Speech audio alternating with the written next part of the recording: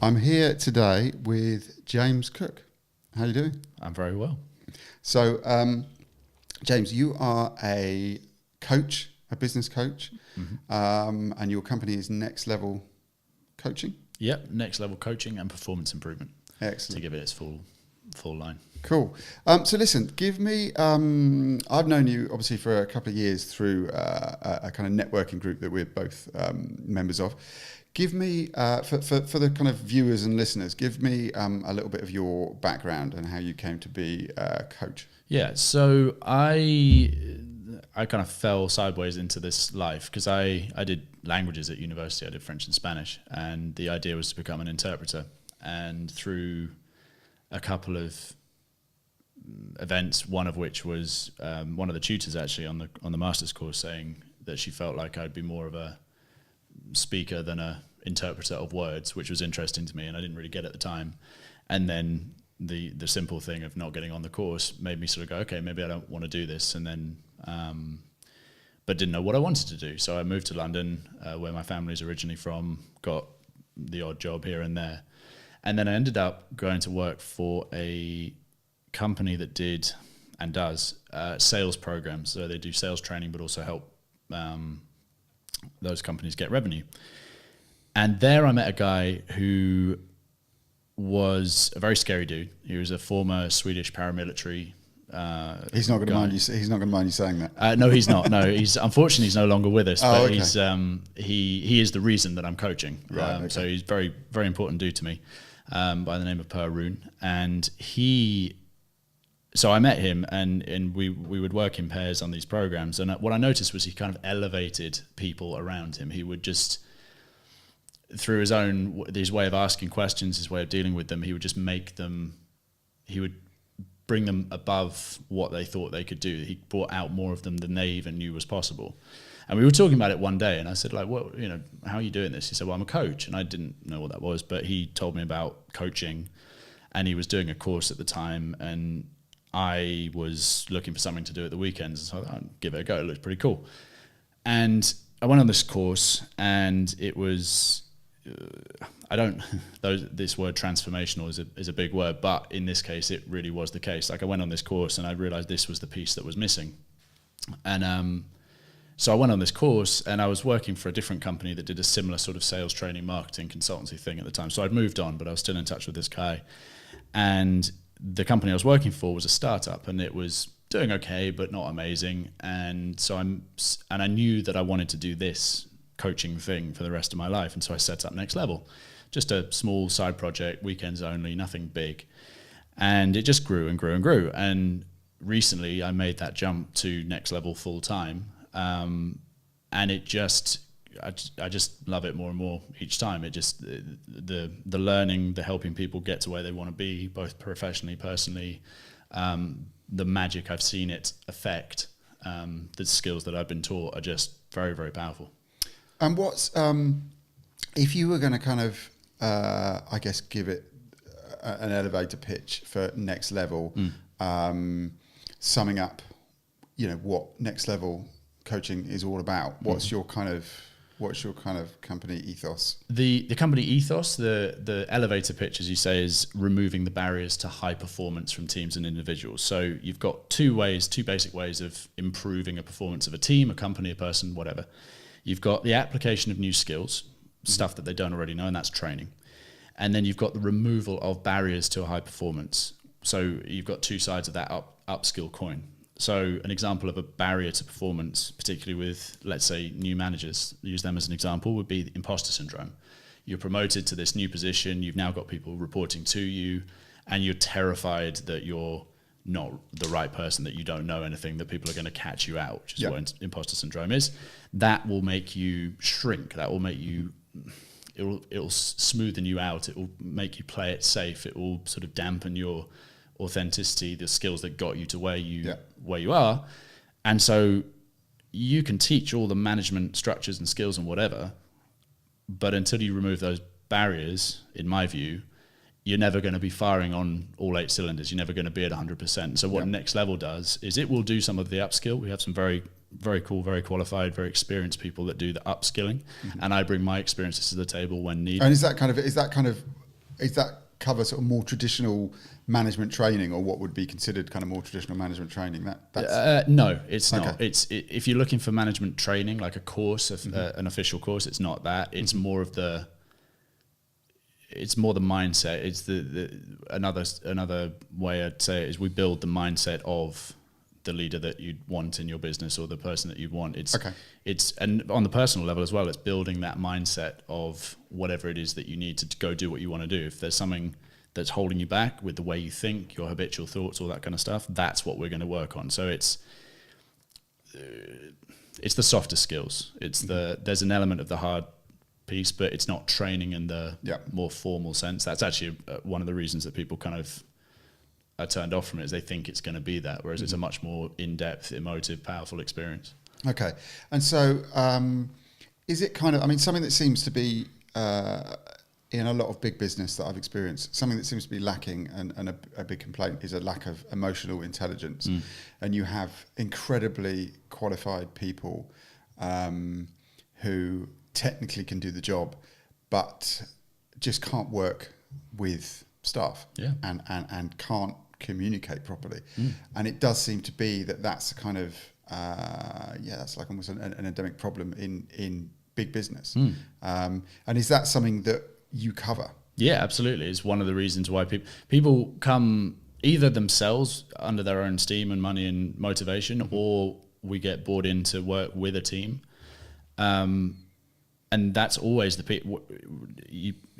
presenting symptom might be, I'm time poor and I want to get better, or I'm energy poor and I want to get more energy, or I want to be more organized or think strategically. And those are all important.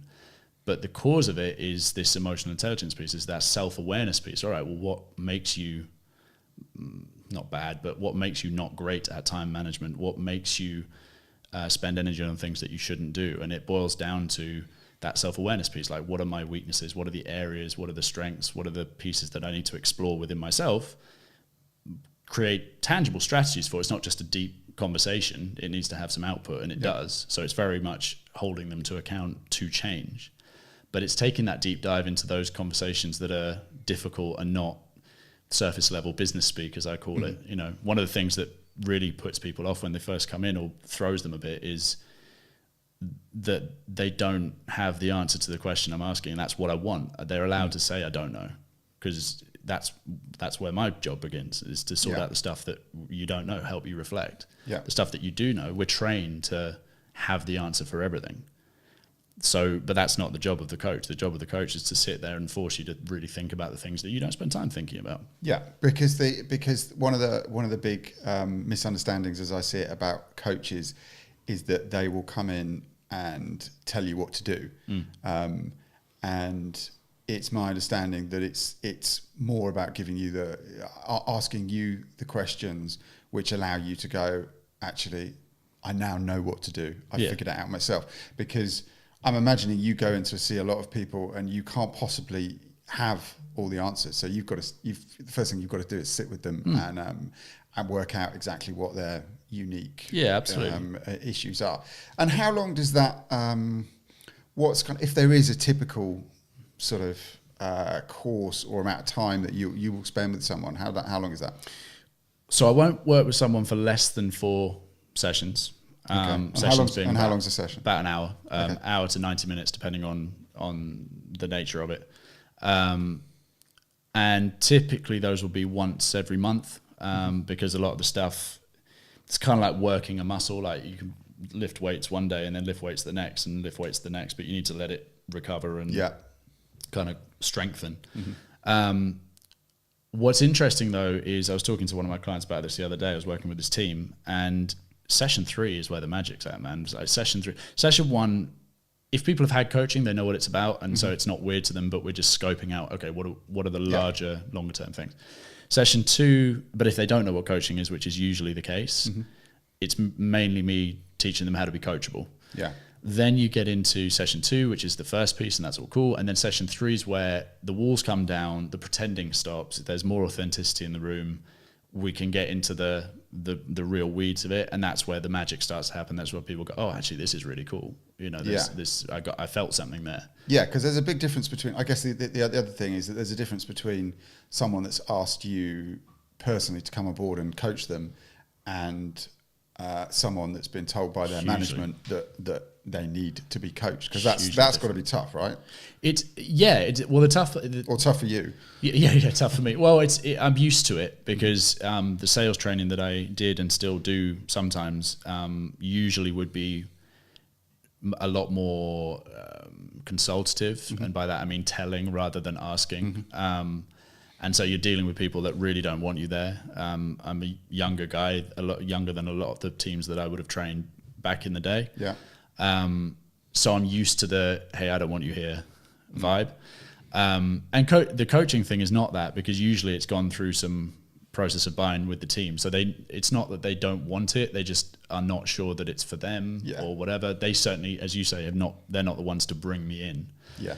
So the difficulty or the key is to get it framed up in the right way, because if it's framed up as a punishment, then they don't want it. And if you don't want to be coached, any coach that says they can coach someone that doesn't want to be coached is not being truthful. Yeah, no, absolutely. And I guess you've got to be careful as well with the language of performance coaching, based on the fact that, do you need performance coaching if you've got bad performance? Even the kind of the language around it.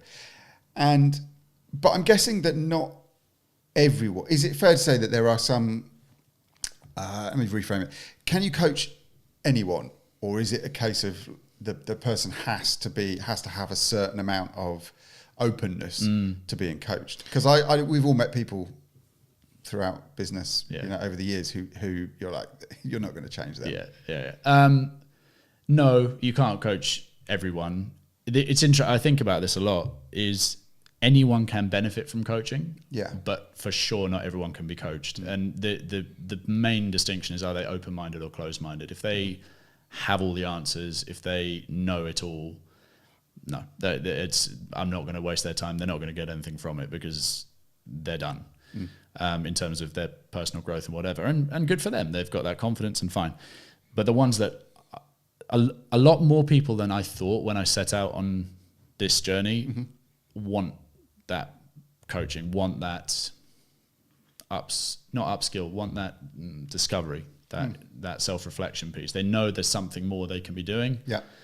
And they do want it. It's just about, what's fascinating was when I started Next Level, the idea was to only coach business owners. And I did a bit of market research. I called friends that were setting up businesses, friends that had set up businesses, friends that were thinking about it. Yeah. And they all said they wanted what coaching provides, which is accountability, neutral sounding board, not telling what to do, not advice, but helping them reflect and giving them the space to stand back. But not one of them would pay for a coaching. Yeah. So they were talking about what coaching provides, but when you bring up coaching, they weren't interested, which was fascinating to me. So to answer your question, no, not everyone can be coached, but anyone could benefit from it. Yeah. Okay. And is it, it's funny, you talked about people not wanting to, they want everything that goes along with it, but they don't want to pay for it. It kind of feels not a million miles away from personal training, where there is it's kind of the sort of accountability that you get from that, and someone kind of taking you through. It's obvious that you're going to progress quicker with a personal trainer, but the idea of it costing money, I know loads of people that have started with personal trainers, and last a couple of weeks and that's it. I mean, does that come with the territory? So you will start working with people, and I don't know, I guess if they don't feel that things are moving quick enough, then it's kind of, it becomes a harder and harder job for you to do. I mean, for you to sort of hang on to a client, I guess the problem for you is that it depends how hard they work. Yeah, absolutely. So you can do your job brilliantly, but I could use the personal trainer analogy. If they're eating pizza and crap all week, if they're not up for it, then it's not going to work. It's exactly that. And personal training analogy is a great one, because you can get insight and light bulb moments, I refer to them as, those bursts of inspiration that coaching provides. Because for coaching is really just coming up with new ideas and fresh thinking through different questions.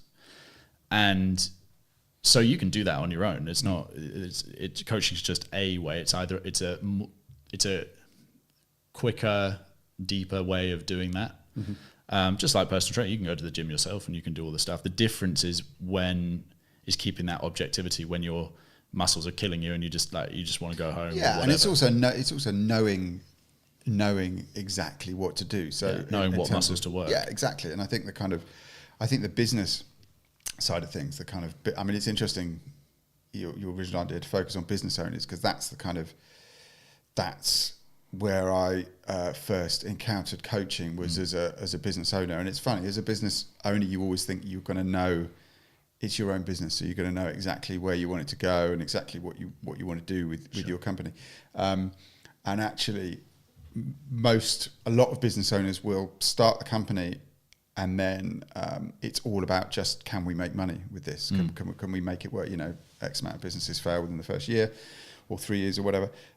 So you start looking at making money, and then you find you can make money, and then things move forward. And quite often you've never really thought beyond that. It's that thing, I've left a job, I'm earning money, but there's never that kind of, that next bit of it. So the kind of forward thinking, the planning, do you want to sell it? The business eventually, that forward thinking is what, in my experience, coaches are amazing at, because you suddenly realize, you don't know what you don't know, right? When you're running a business, and then all of a sudden someone starts asking you these questions, and I've got a friend that's a coach that said he's had kind of, clients that work in the banking, high up in the banking industry, and then after working with them for 18 months, they leave and set up a dog walking business or something. Do you know what I mean? And that's eventually they get all the way down and go, actually, I don't even want to. When you start asking all the really deep questions, and they ask them to themselves, they're like, I don't even want to do this. Oh man, it gets scary. It gets. I mean, I'll work with. Certainly, for the private piece, I'll do a sort of an introductory session so they can kind of understand it. Because the word coach is such a broad thing. I'll coach people in business, but I'm not a business coach, because a business coach will work on the numbers and the strategy of the business. They'll kind of focus on the business. I'll focus on the person. I'll always coach the person, not the problem. But I have people that back out because they go, hey, these were opening doors that I don't want open. Yeah. Now, fine. Right, that's cool. The timing's not right. It's not right for that. That usually is a case that you might want to go talk to someone, find a different coach. Maybe it's just me that you didn't, or one of the people that I work with. But yeah, it can be very real, and it can go, oh, well, I'm in this thing, because people just do. They don't necessarily stop and go, well, why do I want to do this, or what's the purpose behind it, or whatever. And as soon as you've got that purpose, that alignment, that mission, all those soft words that don't fit well in business speak, then you're off to the races, because then you know what your path is, and the money comes later. Yeah, and we're better. I mean, I think as if kind of social media is to be believed, I think we're kind of, as people, we're getting better at that kind of stuff, because I think, God, it's everything from the kind of, the coaching memes and images, inspirational posters and whatever that people stick up on. But, that kind of understand, so almost like awakening and understanding that actually, am I happy, or looking at everyone else on social media? Oh my God, they're having a brilliant time. Actually, do I want to be in this job? Do I want to be in this country? Do I want to be doing that? I think maybe 10, 15 years ago, we didn't have as much of that. I think you just did what you did. And now, do you think kind of coaching with people, I mean, I wouldn't use, I certainly wouldn't use the word coach to describe them, but when we're talking about these kind of really visible entrepreneurs that kind of cross over into sort of coaching and advice, giving advice on social media, like Gary Vee, and some of these entrepreneurs that have big Facebook groups and podcasts and whatever. Is that kind of, do you think that's kind of awoken people? Do you think that's kind of helped your cause or harmed it over the last few years?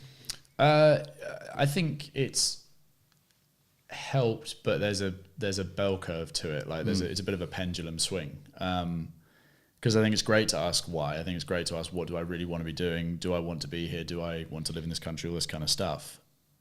But and I speak from personal experience, you can over-index on that. You can asking it for the sake of asking can raise all these kind of worries and anxiety that I'm not doing this, I'm not living that perfect life. This is the problem. This is, again, it's the social media problem. There's always something else better to be doing. Right, and that's someone's always got more that's money. the dark side yeah, of it, yeah. right? Is you ask and ask and ask, and you almost bypass. Hey, that stock was your ideal. Because I always use the word ideal with clients, not perfect, because perfect is A, unattainable, but B, subjective, right? Yeah. So it's not, and it's also not a state that you acquire. It's a flux. There's always some other problem. Yeah, well, one person's, where people are genuinely happy is completely different levels. Exactly, and so that's where I'll say my style of coaching comes in. Is it's getting whatever the thing is, if it's professionally, if it's personally, if it's both, if it's whatever, the ultimate goal is to get to self-awareness, but then beyond that, self-understanding, as I think of it. Self-awareness is, all right, these are my faults, these are my strengths, these are my pitfalls, these are my triggers. But then self-understanding is knowing how to dance with those or use those or work around those and deploy those in different ways or avoid them, whatever it needs to be. So you can say, yeah, am I happy? Is this happiness?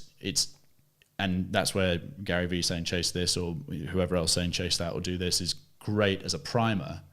But you've got to get self-aware enough and understand yourself well enough to know when, all right, enough's enough. I've taken all that I can from this particular aisle, and let's go over to the next one. So it's that filter piece. So yes, in that it's opened people up to questioning themselves.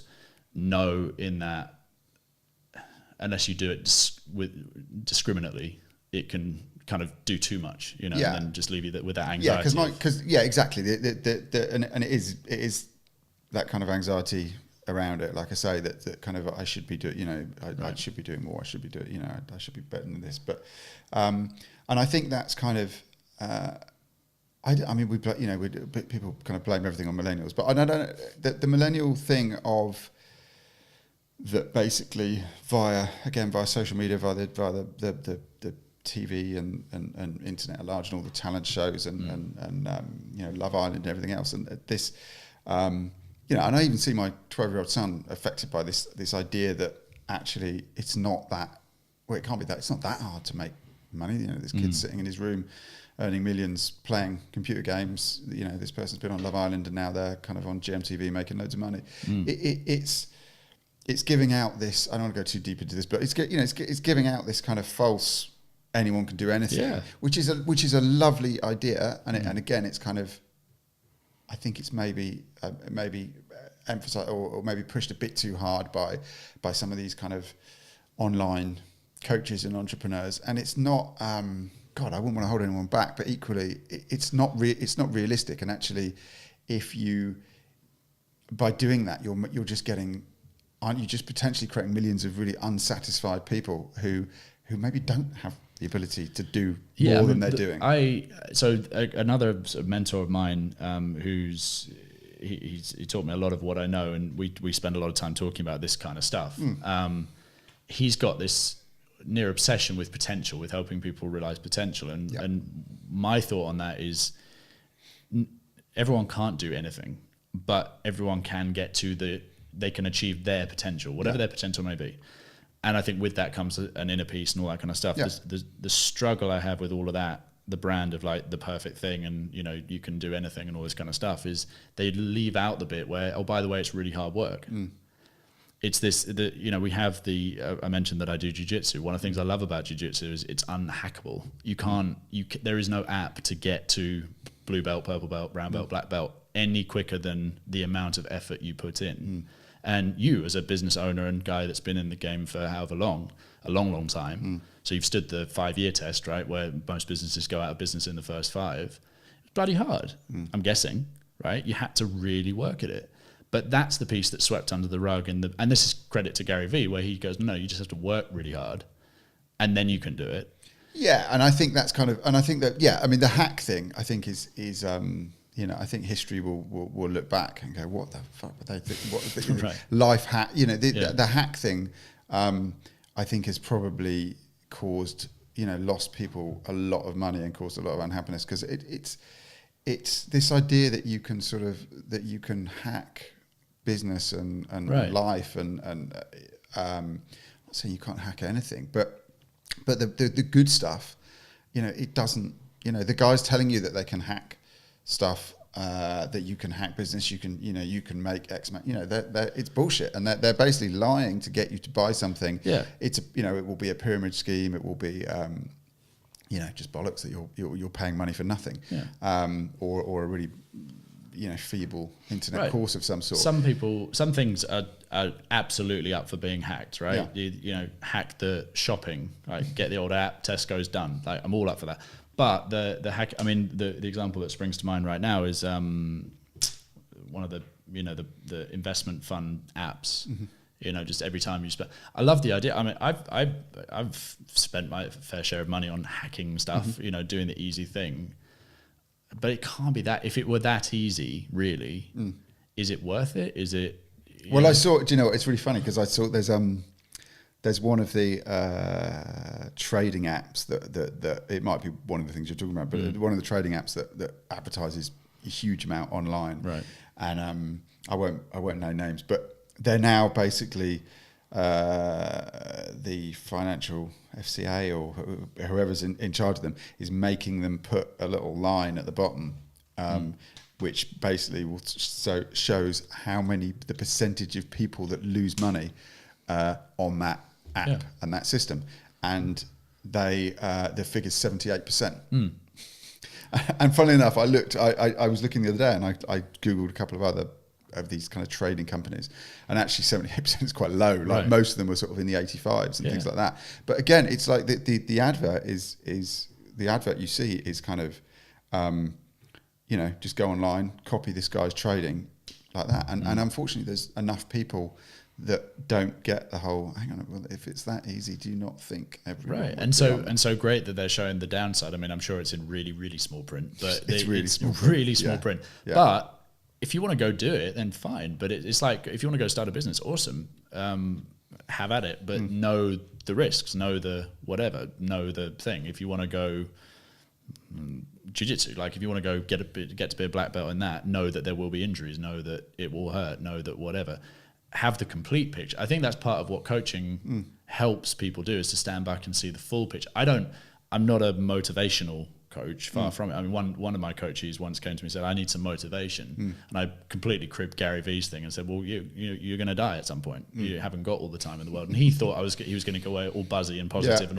Nah, because it's not all about the positive. It's not depressing to think about it that way. It's actually quite uplifting. Is one of the reasons I made the jump that I did was in 2016, quite a few people around me died of, some natural causes, some were before their time. But the point was, that was the first time in my life where I sort of faced my own mortality. Yeah.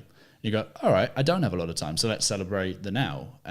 But the celebration doesn't always have to be drinks on the beach and no pain, no worry, no stress, no nothing. It sometimes needs to suck. Yeah. It sometimes needs to be awful, because then at the end of it, it's worth something. It's worth the work. Because if you get it too easy, you don't value it, and that's yet again another problem that people have. That usually they go, "Life's meaningless." Well, cool, because you've done all the easy stuff. Like it all just came a bit easy. You don't even value the burger because someone peddled their way to bring it to you. Yeah, and you see that all the time with the kind of the trust fund kids that sort of are searching really hard for meaning to their life, because once if you haven't had to earn your money, I don't want to kind of go down that path too much. But I mean, in terms of and going back to the kind of where coaching is now, I mean, again, like 10, 15 years ago, the idea of life coaching or coaching of any sort was a little bit kind of happy clappy, quite an American idea. Tony Robbins, that sort of, that whole kind of Tony Robbins thing was seen as like, whoa, this is like really crazy. But actually, it's a lot more mainstream now. I mean, it's still, that side of things is still it's still for an American market. You can't argue that. It's still, perfectly suited to that. I think the kind of people in the UK are a bit more, reserved. And so that kind of thing is a bit harder to take. But it certainly seems that has kind of, as I say, if Facebook's to be believed, the kind of whole coaching and lifestyle improvement, via positive thinking and bettering yourself, whether that be fitness, mindfulness, all that kind of stuff seems to be, I don't know if it's reached a peak, but it certainly seems to be much more popular now. Is that is your job of finding like coaches or I guess, selling coaching is it easier now than it's been, or is it harder because there's so much of it? It's probably harder because there's so much of it. And I think coach is the synonymous with life coaching, which is synonymous with the happy clappy, like think positive, you can achieve anything thing. And by the way, fine, if that helps people, I'm not against it. It's just not, it's a bit light for my taste. So what that means is you've got quite a crowded marketplace of people who do lots of different things. Like the word coach is too broad. Coaching what? I focus on mindset, the mindset of, because in my world, everything comes from how you think. Whatever it is that you're doing, if you've got two runners and they're exactly the same stats, they run the 100 meters in exactly the same time, and you give one horrible news 10 seconds before he runs, the other guy's probably going to win. Yeah. Right. Unless he's done the mental skills piece to be that resilient. But that's just how it's going to be. So that's the magic I see in this thing that I do, is it can help people because you just level up in all areas. Now we have in Next Level other people that do the physicality piece. There's work around building the right culture for teams and all that kind of stuff. But for me, it starts with the mind. But as soon as you say coach, people kind of think, all right, so you're going to come in, as you've said before, tell me what to do, or you're going to tell me to think positive, or what. I mean, I've kind of given up talking about what I do at parties and friend gatherings and whatever, because I'll tell them, and certainly before I jumped into Next Level full time, people were like, oh, well, just give yourself a pep talk, isn't that what you do for a living? And it's like, oh, yeah, I just agree with them. It's just easier, just go for another beer. What's hard about it is articulating the tangible benefits, certainly in business terms, but also the why this kind of coaching. And so that's where I'm well up for showing people what it's about, because you got to try it first. And there's just different styles, different things. I heard a stat that something like 60 to 70% of the effectiveness of an intervention, be it coaching, be it counseling, be it whatever, is down to the relationship that the coach and the coachee have, as in the rapport. Yeah. So sometimes I'm just not the right fit for the person, and that's cool. So the difficulty lies in sculpting or chipping away the stuff that's not right, and finding that connection between the right coachee for Next Level and that I'm right for them, and feeling that out, and then them seeing that I've got skills that perhaps others don't, or they have skills that I don't, or whatever it might be. So it's blown it up in terms of there being a need. It has generated the demand, even if people don't quite know themselves what that demand is, that need. What it's also done is made it like there's just a stage that everyone's on. Yeah. Because it's not. Okay. So you've got it just kind of standing out amongst that. Yeah, because it's largely unregulated, right? The world of you can leave work on a Friday and be a coach on a Monday. It's not hard. I was going to say, and I think that's the sort of. I should add to that, it's not hard unless you go on an actual course, which I did. Like you go on, there's certification to be had, but you can bypass that. But you can't just rock up and be a doctor one day. Yeah, I was going to say, no, exactly. But I mean, it is the kind of, it was a kind of, I think I even saw like an internet meme. It's like, lady who can't sort out any of her own problems becomes coach. Becomes coach on, the next week. Yeah. And I think it is kind of, do you think that going back to some of these kind of, I guess, self-development, entrepreneurial business circles, of which, Gary Vee and things like the Tim Ferriss podcast, and then lots of smaller guys across Facebook, loads of which have some really valid, good content, and many happy people that are in their Facebook groups. But the worry, do you think there's the unregulated part of it, this idea that it's an easy way to make money, and you just become this sort of guru, and I can't remember if Tony Robbins has actually done any training, but I know there are coaches that are kind of almost or self-development gurus that almost kind of push the fact that they've never done any formal training, but life has taught them X, Y, and Z, or whatever. That side of it feels like it can be it makes it more difficult for you. B, it's a bit dangerous to have unregulated people dealing with, it's not of course it's not psychiatry, but it's, you're dealing with people's highs, lows, happiness. That's it's closer than a lot of people think. Certainly the coaching I do, like I hear some stuff and we talk about some real stuff. Because to give you an example, there's a sales rep that I was working with in Sweden. And the reason his performance wasn't where it had been was nothing to do with his knowledge of how to sell. There were other things going on. And, one of the things I have with every single client that I work with privately and in the business sphere is utter confidentiality. Yeah, of course. But even that's as you say, barrier to selling.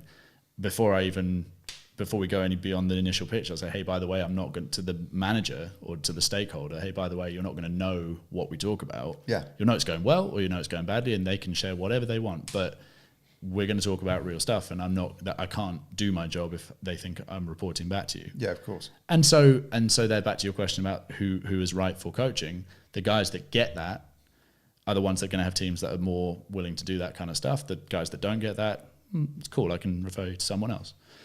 But yeah, it's, I think the danger is just absolutes, right? It's absolutely wrong to do any qualifications whatsoever, or it's absolutely wrong that you don't bring your own experience into it and try some new things. I think it's all about the degrees and the nuance and the ingredients to what make it what it.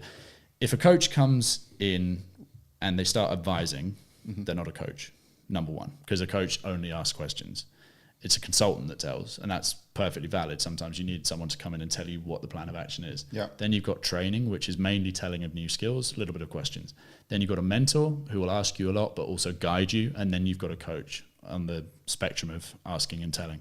Okay. So any coach that comes in and then immediately tells you what to do, as I've come to learn what the distinctions are, they're not a coach, they're a consultant. And cool, nothing against that. But advice is usually misguided or badly timed, and B, very, as you're saying, very dangerous, because you're dealing with people's lives, you're dealing with people's emotions, you're dealing with people's mindsets. You don't know what problems they might have until you're in that room, and so you've got to be very careful. So I think the danger is there, but I'm trying to figure it out for myself right now. Like, should you have all the qualifications, none of the qualifications? What's the right mix of qualifications? Because what to do to be a coach?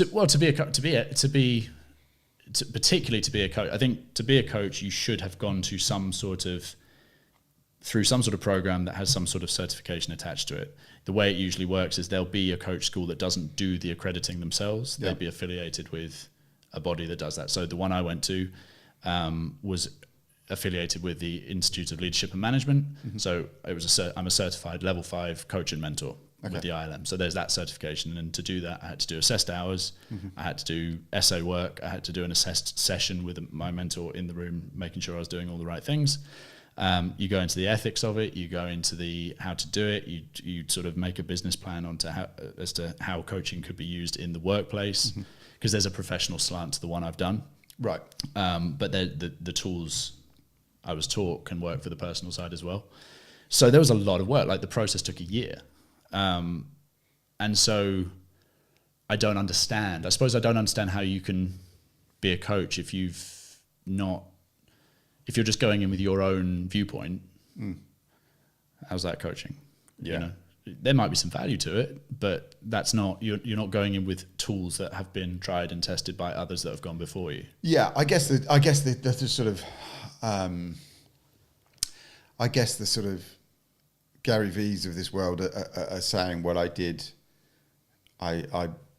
grew a business massively, and now I've done this, and I put myself out on social media, everything. So in this way, I'm an expert in all these different things. And Tim Ferriss, had this incredible lifestyle, successful business, leveraging time and money and doing all these sort of things. So he's, I guess that's a different thing, isn't it? Like they're kind of this sort of, they're moving to more of this kind of self-help guru. They've done the stuff themselves, and then they've sort of, which is a key piece. They've boxed that up, and they're selling it.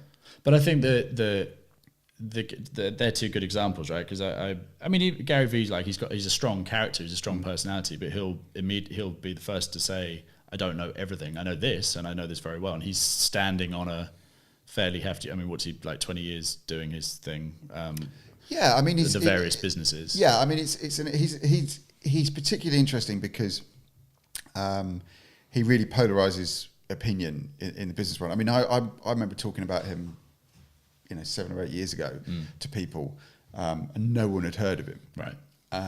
And now, I'll be shooting at a conference, and that the people on the stage, in these kind of big business, very traditional business worlds, are talking about Gary Vee. He's everywhere. But I think, he just puts himself out there. I mean, I think some of the issues that people have with him is that he's loud, brash. He's giving this advice all the time. Go all in on Instagram, go all in on Facebook. And it's like, well, it's not always actually. You're saying this incredibly general stuff, and actually, it's not going to work for everyone, and it's not but it's not caveated.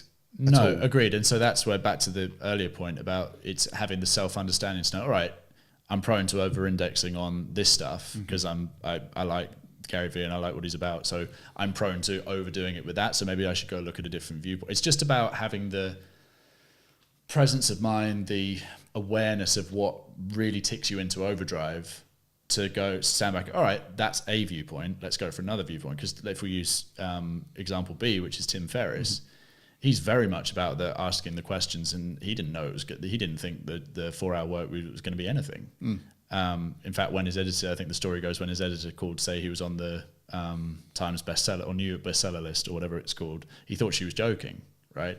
So, neither of them, as far as I understand it, maybe they do now, but at the time probably considered themselves experts. Yeah, they went about what they thought was right, and they put something out into the world. Neither of them had the qualifications. Richard Branson, another one, right? He didn't pass, was it GCSEs? Now, all right, he's got a valid viewpoint on business, but he may say things, but again, it's like, all right, does that fit my situation? Yeah. Because you can't try what Gary Vee says and then blame Gary Vee if it didn't work, if you didn't take the time to go. I think my take in from all of this, and the kind of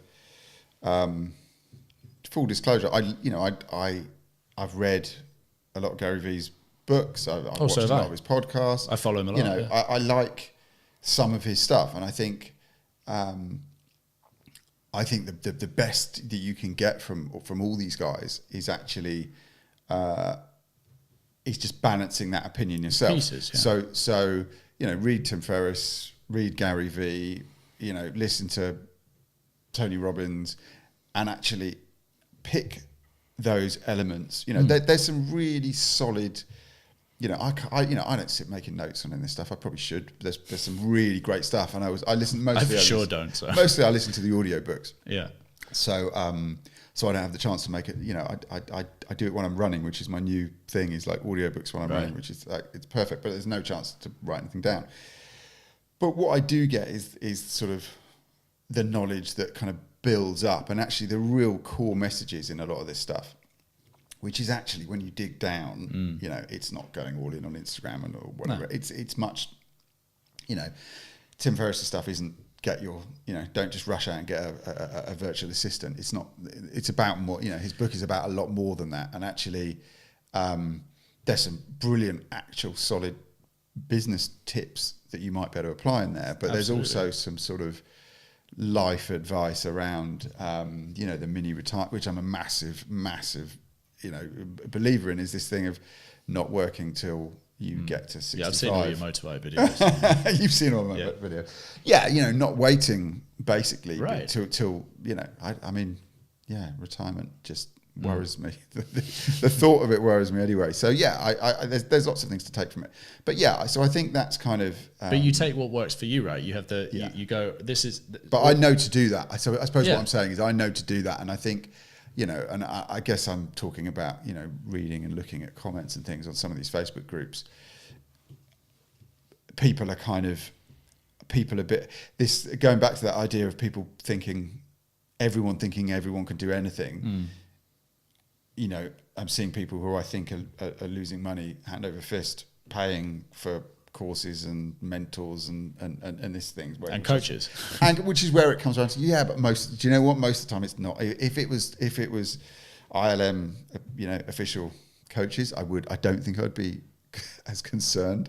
But it's not. It's kind of, it's unregulated. The word I'm always very cautious of is expert. Like I'm not an expert in what I do. I'm very good at what the way I see it is I want to work with, like when I want video work and all that kind of stuff, I'm going to come to someone like you because you spend more of your life thinking about that world. Someone like me. Someone like you, yeah, someone like you. I don't want to get put on record. No, but I'll come to you because you spend most of your life thinking about these things. Yeah. There's no way I could have put this setup together because I just don't.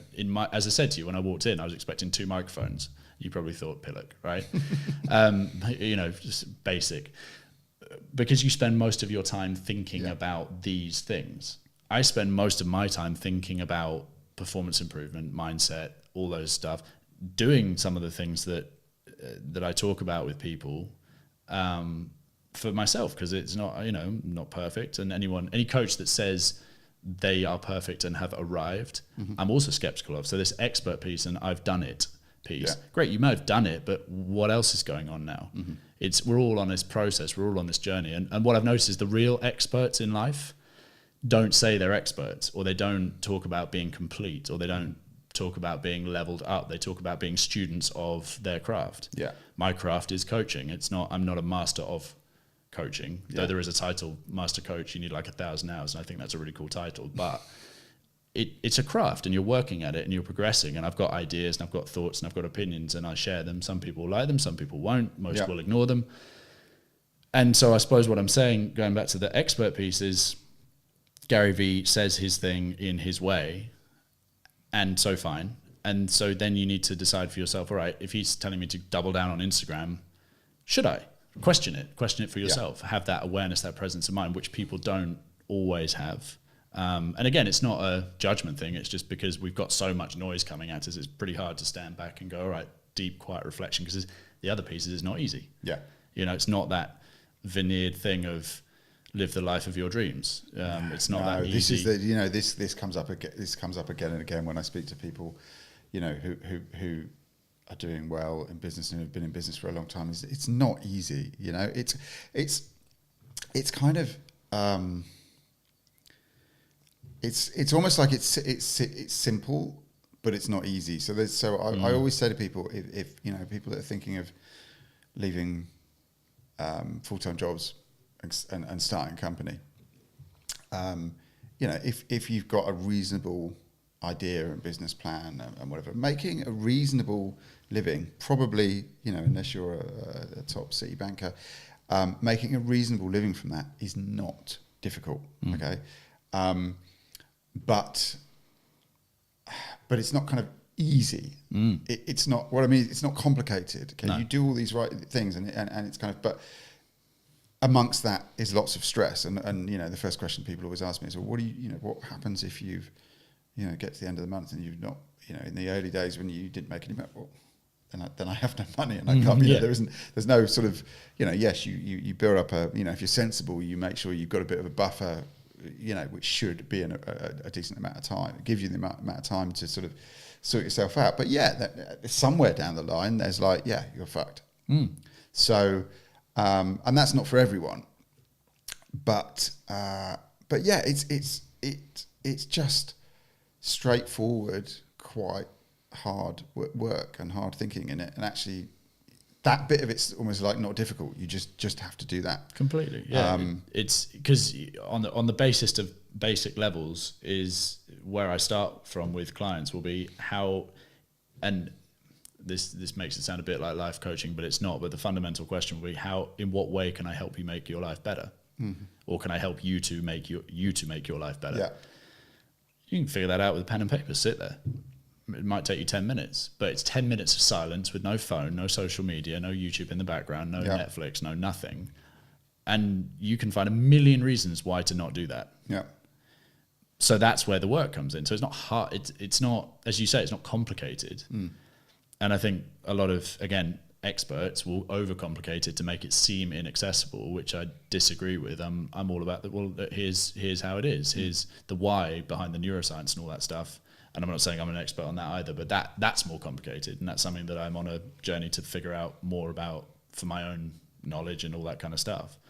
But the process of getting clarity and building a more resilient mindset, a better mindset, or whatever mindset is defining that better, and sitting there, you write it down, just right at the top of it, what kind of better do I want? See what comes out. You'd be amazed. Probably nothing for the first 10 minutes, but 10 minutes without a phone or whatever is eternity now. Yeah. So it's hard work. As you say, it's hard work. Building a business is not complicated. Be good at something, market it, sell it, deliver it. Don't there's no mismatch with expectations, over deliver, all that. Do it again. Yeah. But there's all sorts of other stuff involved. Right? It's kind of where coaching has always been really interesting to me, and where it's been useful to me is the getting out of your own way bit of it, which is kind of, if you haven't done any coaching, can sound really odd, but it's actually that sort of quite often I'll have people be chatting to people and they're kind of like, well, I'm other people in video production, and they'll be like, oh, I'm not that busy at the moment, I haven't, and it's like, well, have you I've got a website, but and it's like, well, do you post on social media? No, not really. Do you sort of ring anyone up? Do you go to networking events? Do you and they're like, no, I don't do any of that. And it's kind of like you do realize that if no one knows that you exist, you won't get, it's like grabbing your kind of company sign and just going into the middle of a field and sticking it down and then being like, right, okay, that's it, I've done it now. But it's kind of which sounds so obvious, but it's the same, and I guess it's that's one of the kind of weird psychology things that we do as humans. It is sabotage ourselves, and I guess you see that a lot in what you do. Done it a lot. Like I'm the same. I think it wasn't originally Michael Gervais, but there's a guy called Michael Gervais. Are you familiar with Michael Gervais? No. Podcast? He's Dr. Michael Gervais, performance psychologist, who worked with the guy that did the highest free base jump, the Red Bull guy. Felix. So Dr. Gervais is the guy that got that guy's mindset ready to jump out of whatever it was he jumped out of at that height. He's the guy that you go to when you want to do amazing things. So he works with the Seattle Seahawks. He works with a lot of teams. He's fascinating to me because you mentioned Tony Robbins. Tony Robbins to me is, I do think he's great at what he does. I think his credentials are all of the psychology books that he's read and all that kind of stuff, and also the body of work that he's done. But he's quite branded and he's gone wide with lots of people, and he does the big things and all that kind of stuff, and that's great. And then on the other side, you've got Dr. Gervais, who he's largely unknown. He's very sort of much behind the scenes, and I gravitate more towards that because my job is to make my client better and perform at a higher level and achieve what they want to achieve. So if it becomes about me, it's not about them, and I get in their way. Anyway, he talks about the lonely work of sitting in a room, maybe going to counselling, coaching, whatever it is, and self-reflecting. And it's hard.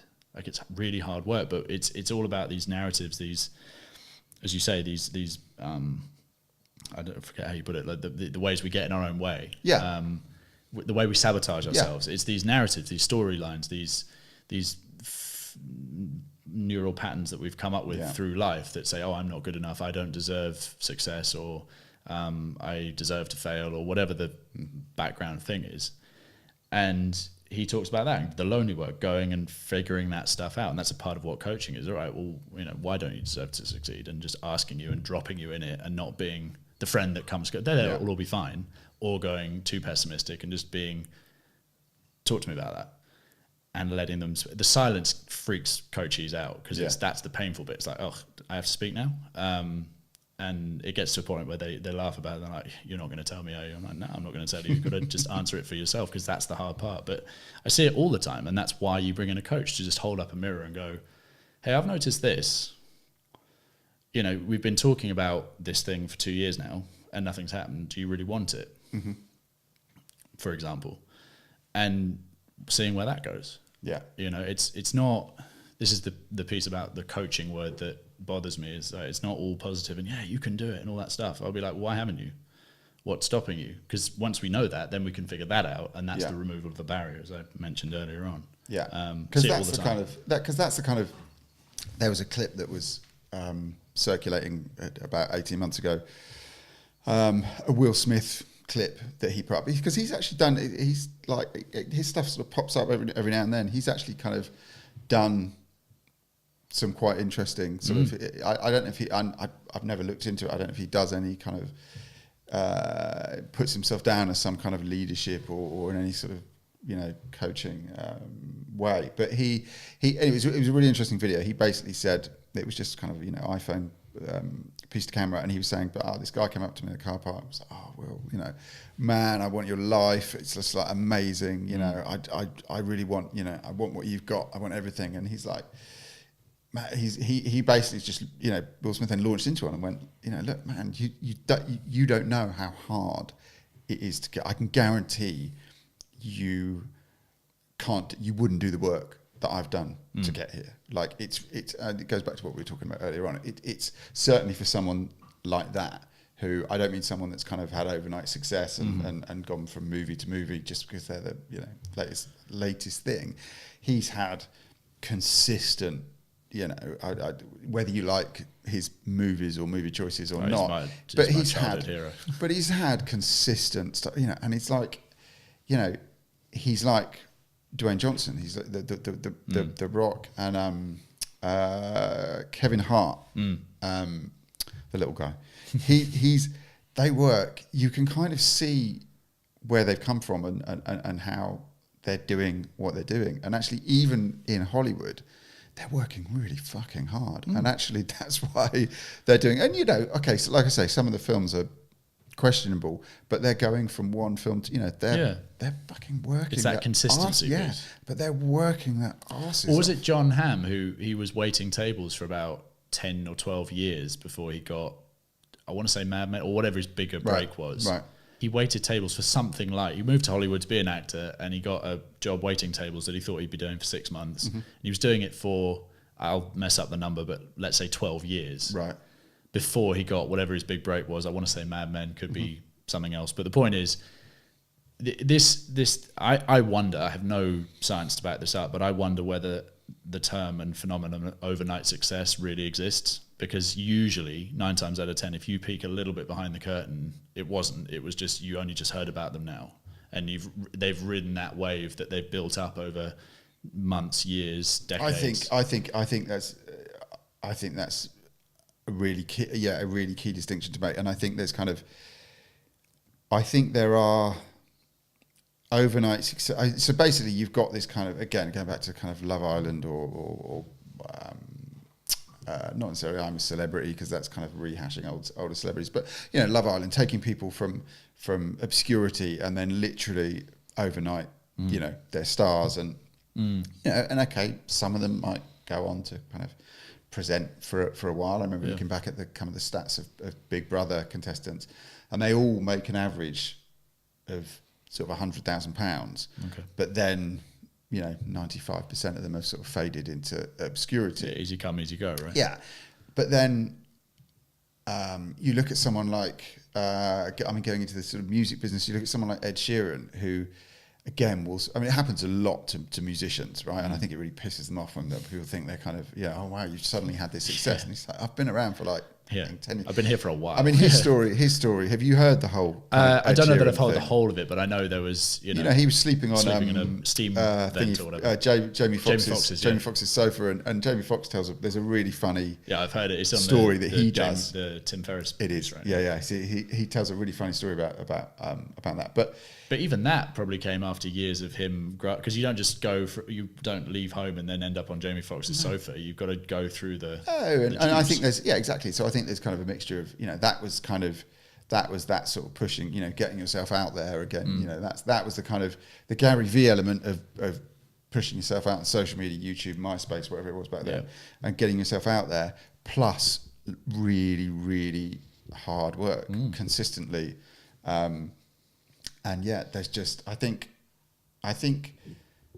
from what I see, a lot of people want everything, but they are searching for this.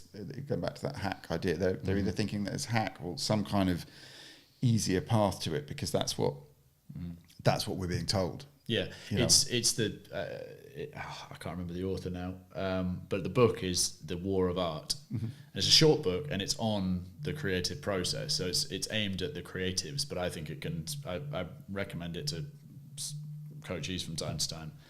He makes an enemy out of resistance, and it's what stops you from the hard creative work, and it's that barrier that people just shy away from. It's that sitting in a room with a blank piece of paper is the hardest thing you can do. That's the resistance, and then social media will soothe that thing or whatever it might be. It's a great book. It's short. It's not uplifting in any way. None of those guys. I'll remember his name in a minute. But it's that piece of you want it, but are you willing to work for it? And then also defining work, because my job is a coach, but like the amount of time that I spend actually coaching is actually pretty small. It's the going out, finding the clients, talking to them. What's the situation? How can I help? It's the dealing with the next level stuff. It's like talking to team members. It's coming up with ideas. It's building workshops. It's back in the early days, figuring out what the name was going to be, learning how to register a limited company, then accounts, which is a whole different. That's my latest mindset barrier of just I'm not wired that way. And have you got accounting software yet? I've got accounting software, and I've got an accountant. And the very second that I can get him, I can pay him enough to just do everything. Like, I literally want to get to a place in my life where accounting software? That would just to be really, really dull. It's a minor obsession of mine. What accounting software have you got? It's QuickBooks online. Okay. Because no. I think it's really good. But they there's one called Free Agent. I'm not paid or sponsored by them, but I'm just a massive advocate. Nor am I by them. QuickBooks. But they're really it's life changing, right? Because I think QuickBooks has done the same thing now because they had to. But they're basically, it was they took kind of all the crappy accountancy terms like purchase ledger and stuff. It's what's my bank account? I don't even know which is my bank account and all this kind of stuff. Right. And they basically was like, okay, we're going to call them things by their proper names, like bank account, invoice, quote, and all this sort of stuff. And it's been like, it's almost a pleasure doing. Oh, books. No, I'm not there. I mean, it looks all nice and all that. I just, my dream in life is to get to the place where I can throw a fistful of receipts at someone and they'll deal with it, and I don't have to think about it anymore. Yeah, but that's fair enough. That's fair enough. I'm not there yet. But that's work, right? That's all part of that is all part of it. And also, I'd imagine that a lot of the thing with you're posing these questions, but actually a massive amount of what you do or your coaching work is basically the coachee. They're the person that has to, they've got to take this stuff. Yeah. You spend an hour with them, but they've got to go and kind of and start implementing this stuff. The session is the workout, but then the in between is the healthy living, like the supporting behavior. So the way I work with clients is we'll do the session, and then they'll get it's a weekly automated email that feeds through to a form where they can rate how they've done on what I call mindset skills. Okay. So the mindset skill of discipline, the mindset skill of self-talk, the mindset skill of holding yourself to account, whatever we've figured out in the beginning needs to be talked about. Yeah. Decision-making is a huge one, by the way. And then rating yourself of 1 to 9, 1 being awful, 9 being, again, ideal, not perfect, ideal. And then a little box that says, hey, what worked and what didn't. And so that's the rep. And they get that on a Friday afternoon or whenever they choose to get it, and they just rate it through, and we get through a little line chart that shows, hey, what let's look at that week, because you went up in positive self-talk, but you went down in assertiveness. Let's talk about that. All it does is it starts a conversation of further exploration, but that's the supporting feature that they get. But they come up with actions that they're going to go do in after the coaching session. So, for example, it could be as small as building in 5-10 minutes to appreciate what's gone well this week, through to prepping for a conversation with your boss about something that you've been really upset about. Because I'm not just dealing with the owners, people that are well happy in full-time employment, they're not looking to leave, but they're not being able to do their best work for whatever reason. So we'll come out with those actions, and then the next session I'll go, right, how did it go? Well, one client I had say, hey, do you have 15 minutes that I can run through this idea with? Yeah, absolutely, because that's my job, is to help you get that clarity, get ready for the big things to help you move along. And then we've gone as far afield as mapping out this was another client, but what they wanted in the next 30 years. Yeah. So it's very strategic, but then it's also very much in the moment, practicing these things, and just is progress, not perfection. Okay. And if there is such a thing, what's a perfect outcome for you?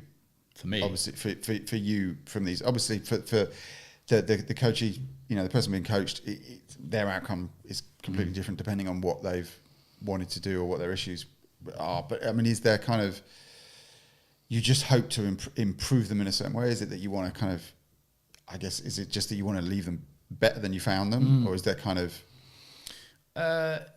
So the frustration I had in the early days was that I couldn't see the result of my work, because you can't. Ultimately, the effect is in the mind of the.